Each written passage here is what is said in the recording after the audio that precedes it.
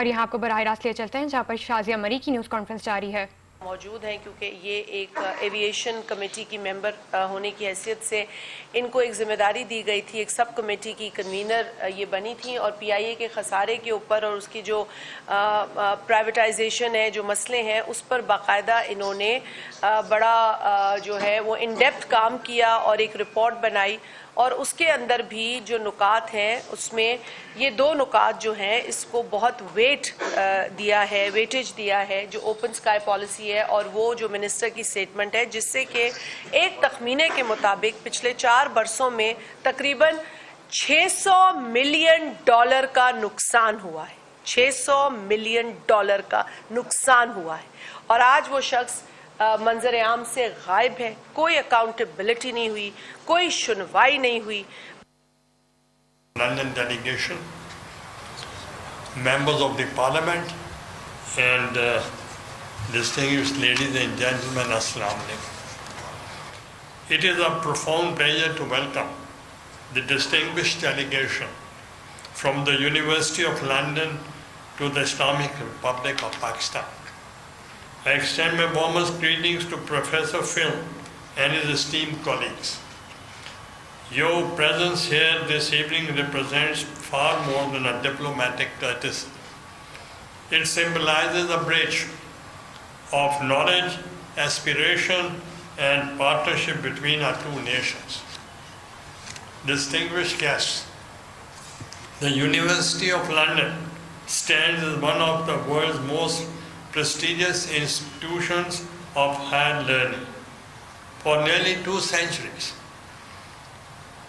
it has nurtured some of the finest minds across continents and contributed immeasurably to global progress spanning 13 spectrum of human achievement.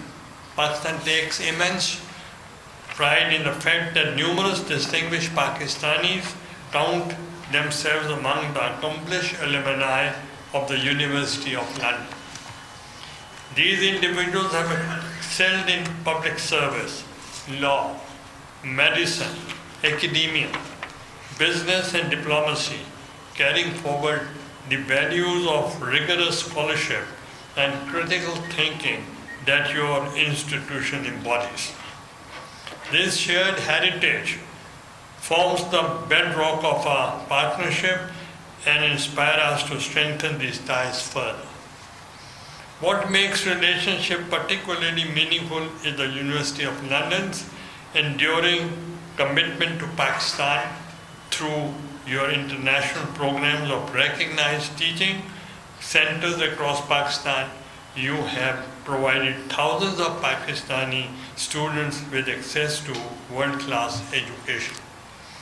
This transitional educational partnership has democratized learning opportunities and enabled our youth to compete on the global stage while remaining rooted in their homeland. For this sustained engagement, Pakistan is deeply grateful.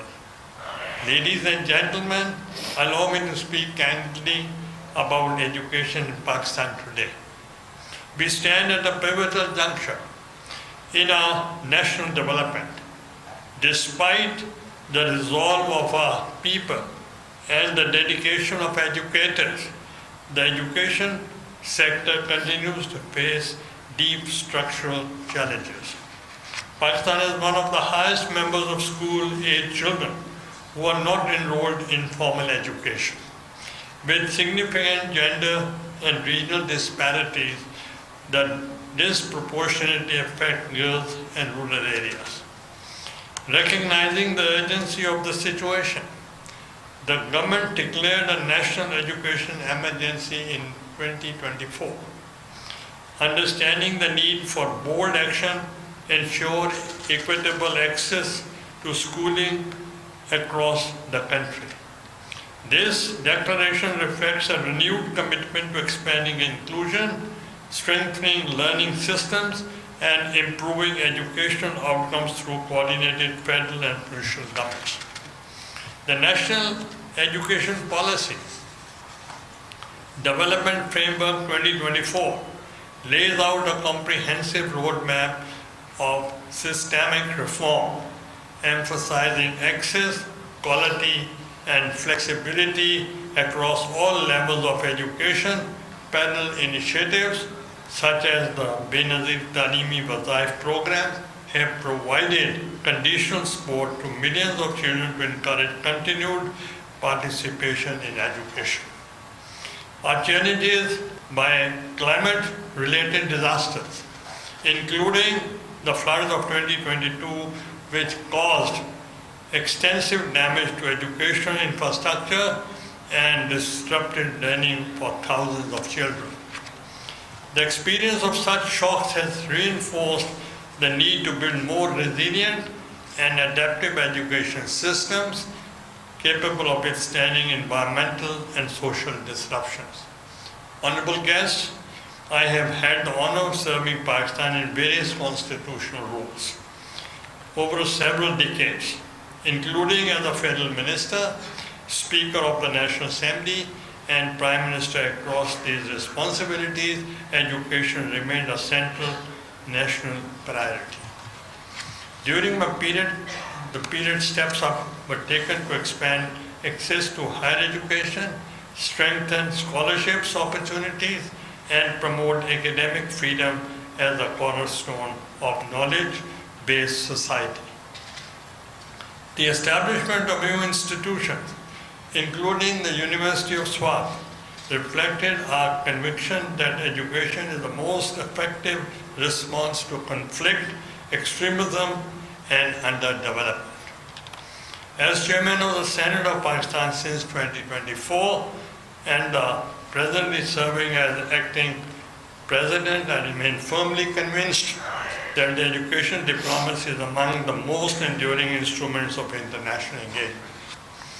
Unlike political arrangements that may change with time, educational partnerships create lasting human connections rooted in shared values, mutual respect, and exchange of knowledge. The Senate of Pakistan has consistently exercised its legislative and oversight mandate to advance education through focused deliberation on access, quality, and governance. The Senate had advocated for sustained and protected investment in education. We remain clear in our belief that investment in education is not a cost, but the foundation upon which all national progress rests. Distinguished delegates, education today transcends classroom walls and national boundaries. In our interconnected world, where technological advancement reshapes entire industries within years, where climate change demands unprecedented global cooperation, and where artificial intelligence promises to redefine work itself, nations that invest in knowledge and skills are the ones that prosper. Pakistan has embraced this reality. Our recent approval of AI Policy 2025 and the Digital Sector Roadmap 2035 till 2035 demonstrate a commitment for preparing our youth for the digital economy. Our IT expands overreach $3.8 billion. In recent assessments, growing at approximately 20% annually. The innovation ecosystem is maturing rapidly. But technology alone is not enough. We need partnerships like one we celebrate this evening. We need institutions like University of London to help us build capacity, transfer knowledge, and inspire excellence. Your engagement in Pakistan through degree programs in law, business, economics, social sciences, and computing has already created pathways of opportunity for thousands. We now seek to deepen and expand this collaboration.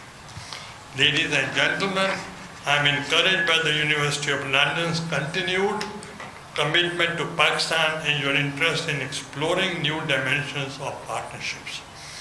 I am confident the visit by Professor Phil and his distinguished colleagues will open new avenues for collaboration that benefit not only our institutions, but most importantly our students. These young people represent Pakistan's future. These young people, they carry the hopes for their families, communities and nations. When we invest in their education, we invest in Pakistan's prosperity, stability and global standing. I call upon the stakeholders to facilitate and support such partnerships. International collaboration should not be seen as competition with local institutions, but as complementary strength that raises standards across the entire educational ecosystem. Honorable guests, as I conclude, I wish to express deep appreciation for University of London's historic and ongoing engagement with our nation. Your continued presence here demonstrates confidence in Pakistan's academic potential and our shared commitment to excellence. I also commend Mr. Saad Basim, your regional head for South Asia, and all those who have worked tirelessly to strengthen this important relationship. Educational partnership requires dedication, patience, and vision, and you have exemplified all three.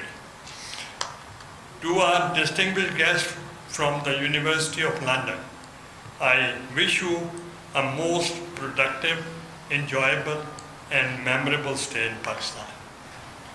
May you discover the warmth of Pakistani hospitality, the richness of our cultural heritage, and the boundless potential of our young people.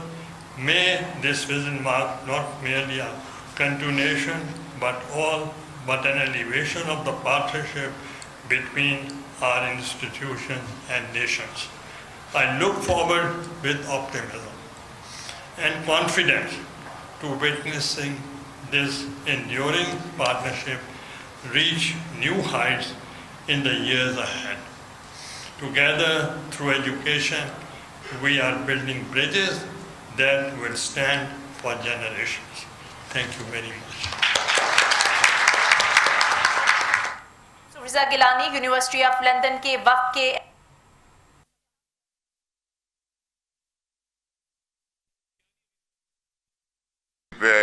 Khyber Pakhtunkhwa की chief minister की सिंध की visit या कराची की visit के बारे में बात आती है और पीटीआई के दोस्त करते हैं और आप सारे गवाह हैं। मुझे उस दिन बड़ी शर्मिंदगी उठानी पड़ी कि सिंध के चीफ मिनिस्टर साहब से मेरी मीटिंग थी और उन्होंने एक गिला किया हमें। सुहेल अफरीदी एज इंडिविजुअल तो एक बंदा होगा, लेकिन वो सूबे के अवाम की चीफ मिनिस्टर होने के नाते नुमाइंदगी कर रहे हैं। तो चीफ मिनिस्टर साहब की, मुराद अली शाह साहब की एक गिला मुझे आया और मुझे बड़ी अफसोस शर्मिंदगी उठानी पड़ी कि अजीब रिवायत है कि चीफ मिनिस्टर खैबर पख्तूनख्वा आता है सिंध के दौरे पे। सबसे पहले तो उसको अपने सूबे का ख्याल रखना चाहिए। जो हमारे सूबे में लॉ एंड ऑर्डर की सिचुएशन है, आप सब वाकिफ हैं, गवर्नेंस के मसले हैं, हॉस्पिटल्स तबाह हो रहे हैं, मरीजों को दवाइयाँ नहीं मिल रही, यूनिवर्सिटीज़ बंद हो रही है, एम्प्लॉयज़ को तनख्वाही नहीं मिल रही, बेरोज़गारी बढ़ रही है और मंशियात फरोशी आम है, हमारे बच्चे फ्यूचर हमारा तबाह हो रहा है। कोई मेगा प्रोजेक्ट नहीं है, लेकिन सबसे पहले तो उसका ये हक बनता है, सूबे का अवाम के लोगों का हक बनता है कि वो सूबे में हालात ठीक करें, जहाँ का वहाँ। रहनुमा पीपल्स पार्टी शाजिया मरी की न्यूज़ कॉन्फ्रेंस जारी थी। उन्होंने कहा कि कराची को लेकर पीपल्स पार्टी पर बहुत तनकीद की जाती है। आज कराची में गैस नहीं है, चूल्हे बंद हैं। कराची मॉडल सिटी है, वहां गैस दस्तयाब नहीं। उन्होंने कहा कि इस्लामाबाद में दरख्त काटे जा रहे हैं, इस्लामाबाद में एक दरख्त काटने के ऊपर स्टैंड लेना चाहिए।